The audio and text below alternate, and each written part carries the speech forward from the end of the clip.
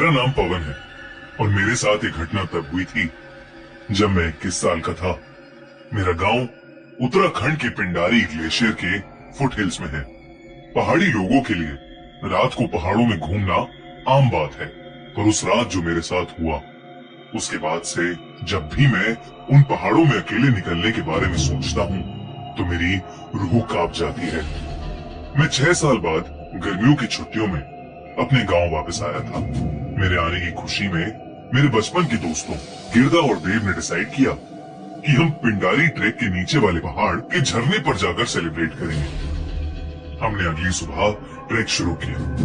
वो ट्रेक 8 घंटे का था और रास्ता बेहद खूबसूरत था।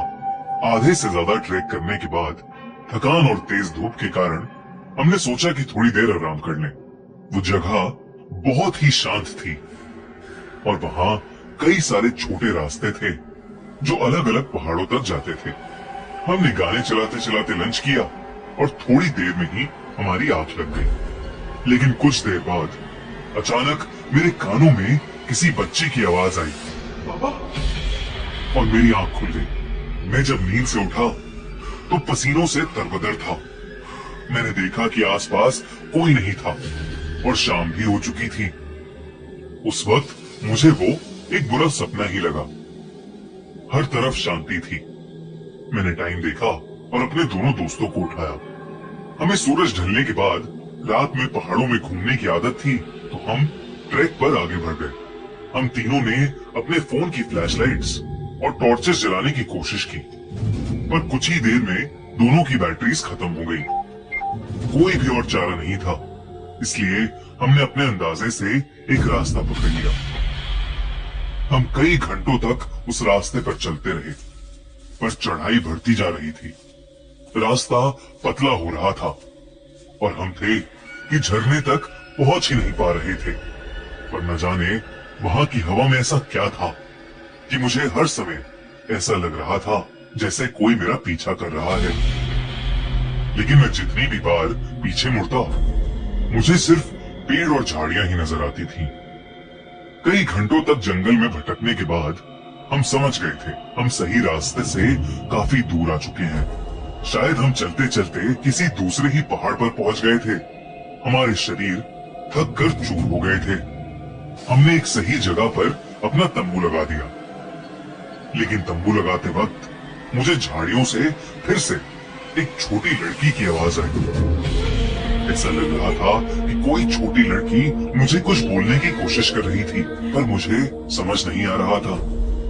मैंने उसे अपने मन का वहम समझा और सीधा खाना खाकर सो गया। कुछ देर बाद मेरी आंख खुली। मैंने देखा कि मेरे शरीर को कोई घसीट कर कहीं ले जा रहा है। मैंने गर्दन उठाकर देखा तो मुझे एक भयानक दानव जैसा एक आदमी घसीट रहा था। उसे देखकर मेरी चीख निकल गई, पर तब उस आदमी ने मुझे पलटकर गुस्से से देखा। दोस्तों, इस हफ्ते द क्राइम से मुझ पर वार कर दिया। तभी अचानक मेरी नींद टूटी कि मैं अपने टेंट में ही लेटा हुआ था। जो आग हमने लकड़ी से जलाई थी वो बुझ चुकी थी, पर अभी सुबह नहीं हुई थी।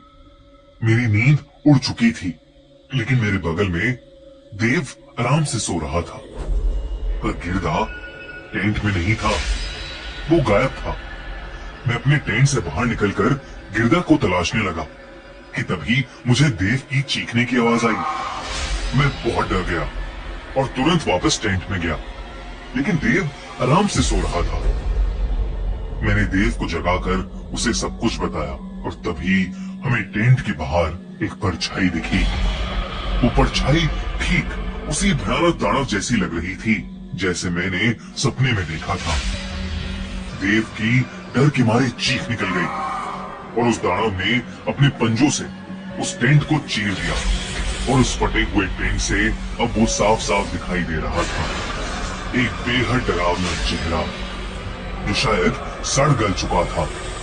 लंबे लंबे बाल और उससे भी लंबे उसके पंजों के नाखून, उसके नुकीले दांत और गुस्से से लाल आंखें। वो कोई जानवर जैसा नहीं लग रहा था, पर ऐसा लग रहा था जैसे कोई एलियन हो। हम जैसे तैसे करके उस ट्रेन से बाहर भागे। हमें कुछ भी समझ नहीं आ रहा था कि आखिर हो क्या रहा है, पर हम भागते रहे। थोड़ी दूर पर हम एक अजीब से रास्ते पर पहुंच गए। रास्ता बहुत पतला था और हम बार बार फिसल रहे थे। मुझे भागते हुए ऐसा महसूस हो रहा था जैसे कुछ नुकीला बार बार मेरे शरीर पर लग रहा है, लेकिन हम भागते रहे और कुछ देर बाद झाड़ियों के बीच जाकर गिर गए। उस वक्त तक सब शांत हो गया था और वहीं से हमें नीचे कुछ ही दूर एक गांव दिख रहा था। हमें अपनी जान बचाने के लिए उस गांव तक पहुंचना था। तब मेरी नजर देव की शर्ट पर गई। उससे खून बह रहा था। उसी तरीके से मेरा भी खून बह रहा था। हमारे शरीर पर सैकड़ों कट्स लगे हुए थे। ऐसा लग रहा था कि जैसे किसी ने हमें बुरी तरह नोचा हो। तभी हमें उसी दानव की गुहार सुनाई दी जो झाड़ियों के दूसरी तरफ से आ रही थी। हम अपनी बची कुची जान लगाकर वहां से भागे। हम तब तक भागते रहे जब तक हमारा शरीर बेजान नहीं हो गया।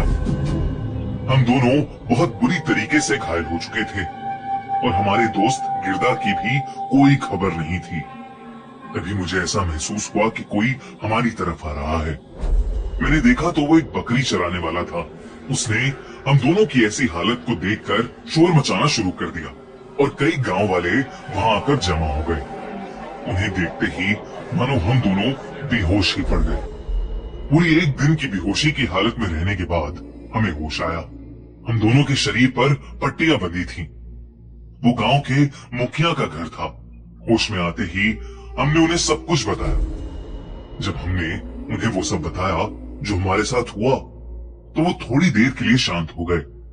थोड़ी देर बाद उन्होंने बताया कि हमारा बचना किसी जादू से कम नहीं था, क्योंकि उस पहाड़ में कई काले तंत्र करने वाले तांत्रिक वास करते थे और कई साल पहले एक आदमी वहां उनको काबू करके उनकी शक्तियां पाने गया था। उस आदमी ने उनकी शक्तियों पर काबू पाने के लिए कई जानवरों और इंसानों की बलि भी दी और फिर वो उन्हीं पहाड़ों में कहीं गायब हो गया।